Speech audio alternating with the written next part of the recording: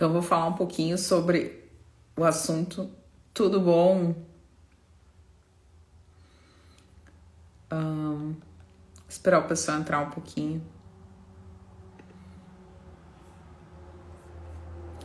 Vou falar um pouquinho sobre o ácido clorídrico, porque muita gente me mandou mensagem hoje a respeito disso.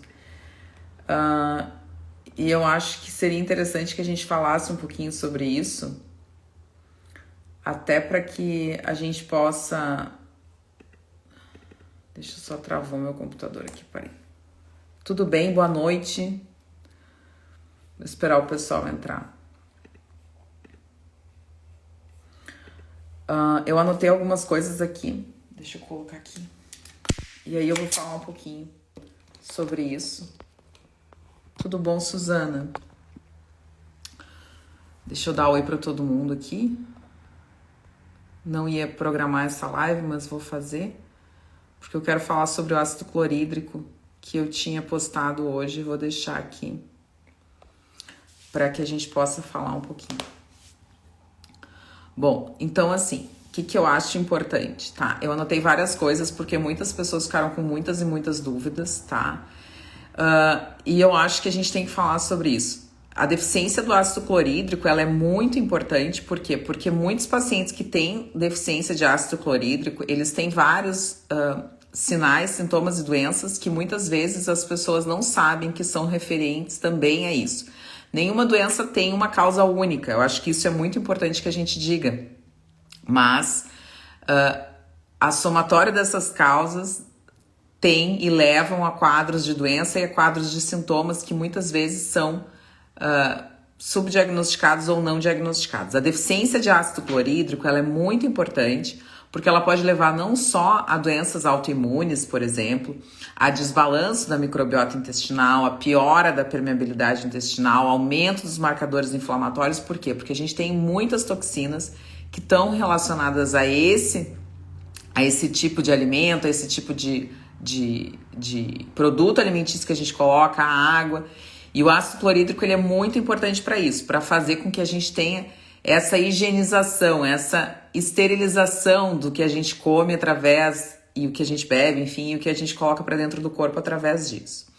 O ácido clorídrico, ele não está só relacionado às doenças autoimunes e à questão do intestino, com esse processo de esterilização, mas ele está relacionado muito também às deficiências de vitaminas e minerais, que são muito importantes. Por quê? Quando a gente tem dificuldade na produção do ácido clorídrico no estômago, e isso acontece por vários fatores, não só pela nossa alimentação, mas a questão da idade, algumas questões autoimunes diretas do estômago, a própria alimentação, né? Então, não só as toxinas que a gente coloca, mas o que a gente está comendo, né? Muitas vezes também influencia. Não é só o produto alimentício em si, mas muitas vezes as pessoas têm dificuldades em coordenar os alimentos ou comer os alimentos da forma adequada, e isso também pode prejudicar a produção de ácido clorídrico.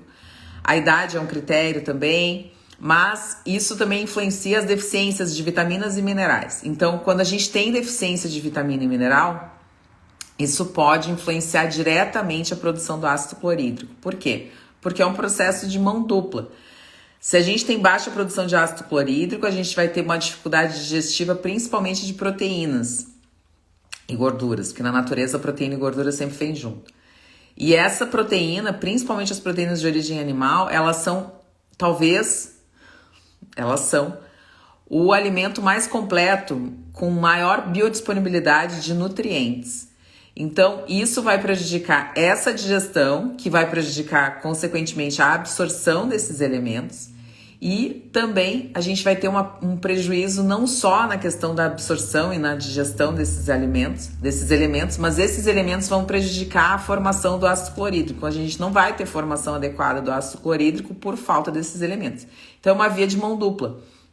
A gente não consegue absorver direito, porque a gente não está digerindo direito, e, consequentemente, a gente não consegue produzir o ácido clorídrico porque a gente não tem os elementos necessários para a produção do ácido clorídrico. O ácido clorídrico, ele não vem do nada, ele não brota do céu. Ele vem de uma produção do seu corpo a respeito disso. Então, se o seu corpo tem quantidades adequadas de minerais, de vitaminas, como, por exemplo, Vitamina B1, zinco, vitamina B2, vitamina B6, eles são super importantes para a produção do ácido clorídrico. Se a gente tem quantidade adequada, a gente consegue produzir ácido clorídrico, o ácido clorídrico consegue ajudar na digestão das proteínas, e na digestão das proteínas a gente vai ter esses elementos, e esses elementos vão ser absorvidos, se o seu intestino permitir, e você vai conseguir produzir. Então é um ciclo que se fecha, ou que não se fecha, dependendo do seu problema, dependendo de como está o seu intestino. Então muitas vezes as pessoas não entendem, as pessoas não conseguem entender que é muito importante esse ciclo de produção de ácido clorídrico, absorção, digestão adequada, mais produção de ácido clorídrico, mais digestão e mais absorção adequada. Então tudo isso é importante. Então assim, o que é também importante saber? Essa questão da acidez do estômago, ela é fundamental para a digestão. Então se você não tem acidez no estômago, se você não consegue ter acidez no estômago, você não vai ter uma digestão adequada, ponto, isso é sabido. Essa digestão e essa acidez, elas são importantes para vários processos, não só para o processo digestivo, porque quando você tem a acidez adequada no estômago, você libera hormônios, a colicistoquinina é um deles, e a colicistoquinina ajuda na contração da vesícula, por exemplo, na liberação de sais biliares, na liberação de bile, para a emulsificação de gorduras e para ajudar na digestão das gorduras. Então, se você não tem acidez adequada no estômago, se você toma algum remédio para não ter acidez, ou você não tem a quantidade de ácido clorídrico adequada, ou você tem uma atrofia gástrica que prejudica essa formação do ácido clorídrico, o que acontece? A sua vesícula não contrai da forma que tem que contrair, ou não libera a quantidade de sais biliares e de bile que deve liberar, e você vai prejudicar, por isso que eu falo da proteína e da gordura, não só a digestão proteica, mas a digestão de gordura. Aí alguém pode me dizer, doutora, mas a digestão de gordura começa na boca. Sim, a digestão de gordura começa na boca. A gente tem uma lipase, na verdade, na boca. A gente tem uma amilase na boca, a gente tem uma amilipase na boca. Essas são responsáveis, então a amilase se chama pitialina, que é responsável pela digestão. A gente tem uma liberação já muito precoce, né? Quando a gente pensa em comer uma coisa doce, o cérebro já libera enzima digestiva na boca. Mas a gordura, ela também tem um papel importante, e a gente tem uma lipase, e essa lipase ajuda nesse processo também, não só no estômago, mas também quando passa para o intestino. E essa lipase, ela tem auxílio dos sais biliares. Então, quando você tem um baixo ácido clorídrico no estômago, você não consegue fazer essa digestão de gordura adequadamente. Então, tudo isso é importante que você entenda que é um processo complexo, não é um processo simples, não é eu libero ácido clorídrico, tá tudo certo, ou eu tomo betaína, tá tudo certo. Não é assim que funciona. A gente tem realmente um processo complexo, a gente tem realmente um processo que depende de muitas hormônios e depende de muitas substâncias para essa produção, para essa complexa, vamos dizer assim, essa complexa maquinaria que a gente tem dentro do nosso corpo funcionar. Então não adianta só você tomar betaína, não adianta você... O ácido clorídrico eu nem falo, né? Porque tem um monte de trabalho que mostra que tomar ácido clorídrico pela boca é um horror. A gente pode ter vários processos corrosivos, enfim, o esôfago não tem pH ácido, então a gente não pode colocar nada ácido para dentro do esôfago. E muitas vezes é importante que a gente faça, então, esse uso da betaína, mas com responsabilidade. Eu vejo muita gente passando betaína para os pacientes e tem dificuldade, então, em entender para que serve essa betaína. Nem sempre a betaína é indicada, mesmo que o paciente tenha diminuição de ácido clorídrico. Por quê? Porque muitas vezes esse paciente ele precisa tratar a causa dessa diminuição do ácido clorídrico. E nem sempre a causa da diminuição do ácido clorídrico é a atrofia gástrica. Nem sempre a causa da diminuição desse ácido clorídrico é um processo autoimune no estômago. Então a gente precisa entender o que está acontecendo e evitar muitas vezes, porque as pessoas acham assim, tirou a vesícula, toma sal biliar, tem problema no estômago, com a digestão de proteína, toma a betaína. E não é assim que funciona. Muitas vezes a gente precisa avaliar o que esse paciente tem. Se esse paciente daqui a pouco tem uma baixa mastigação, ele tem uma baixa salivação, ou esse paciente tem algum processo também no esôfago, ele precisa ser avaliado, não se dá a betaína porque a pessoa acha que tem hipocloridria. Existe agora uma moda, uma onda de hipocloridria, parece que todo mundo tem hipocloridria. E não é bem assim. realmente não é bem assim. A gente precisa avaliar esse paciente de uma forma muito maior do que achar, porque eu vejo que todo mundo quer dar a betaína, todo mundo quer dar enzima digestiva e não sabe nem o que está fazendo. Então é importante saber isso, por quê? Porque muitas vezes essa questão de tomar água alcalina prejudica também esse processo. As pessoas não têm ideia, né, de que tomar água alcalina pode prejudicar o processo também digestivo. Além disso, é importante saber que a gente precisa não só dessa acidez para matar essas bactérias, mas assim, a gente precisa dessa acidez para melhorar processos fúngicos. Então, o ácido clorídrico ele é importante para esse tipo de processo fúngico. Muitas vezes as pessoas não entendem isso. Além disso, não só para as questões de refluxo, enfim, mas é importante que a gente tenha ácido clorídrico. Por quê? Porque qual é a maior causa de refluxo? A maior causa de refluxo é não ter um pH muito ácido no estômago. Quando a gente não tem um pH muito ácido no estômago, o que que acontece? Os esfíncteres que tem que fechar e que tem que abrir para que a comida passe, eles não fecham e não abrem na sua totalidade. Eles não funcionam da forma que tem que funcionar. E aí o que que acontece? A comida ácida que está no estômago, se o esfíncter esofágico não fecha da forma que tem que fechar, por quê? Porque ele não está ácido o suficiente para fechar e trabalhar da forma que tem que trabalhar, o que que acontece? Essa comida que está ácida pode voltar para o esôfago, que não é ácido, que tem um pH neutro. E você ter a sensação de que você está queimando, por quê? Porque está ácido. O bolo que está dentro do estômago, ele está ácido, querendo ou não, ele está ácido. Não está ácido da forma que deveria estar, num pH próximo de 2, mas ele está ácido, ele está mais ácido que tem do que o esôfago. E ele vai sentir sim essa relação de queimação, de mal-estar. Isso acontece, muitas pessoas dizem assim, porque quando eu fico estressada, eu realmente sinto, né, essa queimação no esôfago e tal. Por que quando você fica estressado, você sente essa queimação?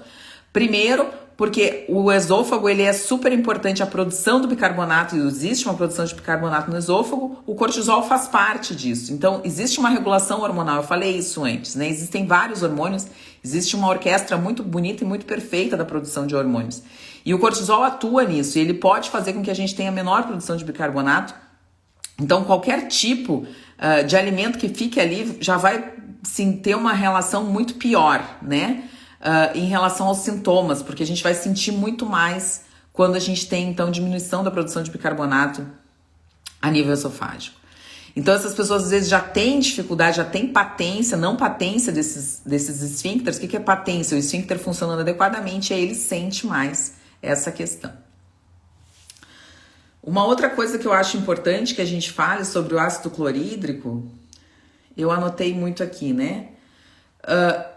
É a questão do álcool, então a questão do álcool também prejudica bastante, né? A questão da produção do ácido clorídrico, então muita gente também tem essa dificuldade. O estresse eu falei, o exercício físico, né? Então a falta de exercício físico também, então a gente já sabe sobre isso, né? É isso, envelhecimento eu falei, eu anotei tudo aqui, né? Uma dieta muito pobre, a falta de exercício físico, o uso de vários medicamentos, isso a gente já sabe, né? Dos usos das inibidores de bomba. Então é importante saber que o ácido clorídrico, ele é muito importante para um controle microbiano. O ácido clorídrico é muito importante para um controle fúngico, o ácido clorídrico é muito importante para um controle da microbiota intestinal, para esterilizar o que a gente come, o que a gente coloca para dentro da boca. O ácido clorídrico é super importante para melhorar, então, eu tô olhando, tô colando aqui porque eu anotei bastante coisa. Para melhorar, então, a absorção desses nutrientes, dos nutrientes que a gente precisa. O ácido clorídrico é super importante para digestão de proteínas, então isso é bem interessante, né? E a gente tem, então, muitas questões relacionadas a isso, mas nem sempre é importante que a gente use o ácido clorídrico, a betaína. Muitas vezes o vinagre de maçã, ele pode ser interessante, principalmente para quem tem resistência insulínica, né? Eu anotei aqui sobre o vinagre de maçã. Melhorar, então, a digestão, a relação aos alimentos que a gente come, então evitar alguns alimentos que você já sabe que você pode ter uma questão relacionada à má digestão, porque vai ficar mais tempo no seu estômago, vai diminuir o pH ao ponto que não diminua tanto quando a gente precisa. controlar o estresse, fazer exercício físico, tudo isso é importante. Então é isso, era isso que eu queria falar um pouquinho sobre ácido clorídrico. Tem uma questão muito interessante sobre o ácido clorídrico, que pacientes que têm dietas vegetarianas ou dietas mais plant-based têm menos ácido clorídrico do que pessoas que têm uma dieta carnívora. Não vou dizer carnívora, mas eu vou dizer uma não plant-based. Uma pessoa que come mais carne tem mais ácido clorídrico do que uma pessoa que não come tanta carne. Então é importante saber que o tipo da dieta também influencia na produção do ácido clorídrico. Isso é uma informação que muitas pessoas não sabem, mas isso existe e é importante que seja observado. É importante que você coma proteína de origem animal, não digo todos os dias, não digo sempre, mas é importante que você avalie os seus níveis de ácido clorídrico e, principalmente, é importante que você tenha uma dieta equilibrada. Eu bato muito nessa tecla, equilibrada dentro da sua necessidade e dentro da sua possibilidade de comer os alimentos. Muitas vezes os alimentos são inflamatórios e você nem sabe sobre isso. Tá bem? Vou deixar essa mini live salva. Sobre os sintomas, só para deixar registrado, vários pacientes têm sintomas super diferentes em relação à produção de ácido clorídrico. Uns têm diarreia, outros têm constipação, outros se sentem empachados logo depois que comem, então sentem um mal-estar no estômago, principalmente depois que comem alimentos, proteínas, né? Porque fica mais tempo parado, então isso pode contribuir também para o trânsito intestinal. Muitos pacientes têm arrotos. Arrotos é super correlacionado com a dificuldade em produção de ácido clorídrico. E muitas vezes tem muitos gases também por esse descontrole da microbiota intestinal. Então, tudo isso a gente tem que verificar, tem que avaliar com o paciente. E muitas vezes o paciente tem várias causas, não é só essa. Mas a produção de ácido clorídrico tem que ser avaliada por um profissional que realmente entenda e que saiba ler um bom coprológico funcional. Tá bem? Queria agradecer. Foi uma live surpresa, mas acho que é importante que a gente fale várias coisas a respeito disso e principalmente que a gente traga esse assunto, porque a maioria dos profissionais não tem muito conhecimento, não tem muita noção e não sabe o que realmente importa quando a gente vai avaliar se esse paciente tem ou não hipocloridria. Tá bem? Um beijo para vocês, uma boa noite, fiquem com Deus e até a próxima.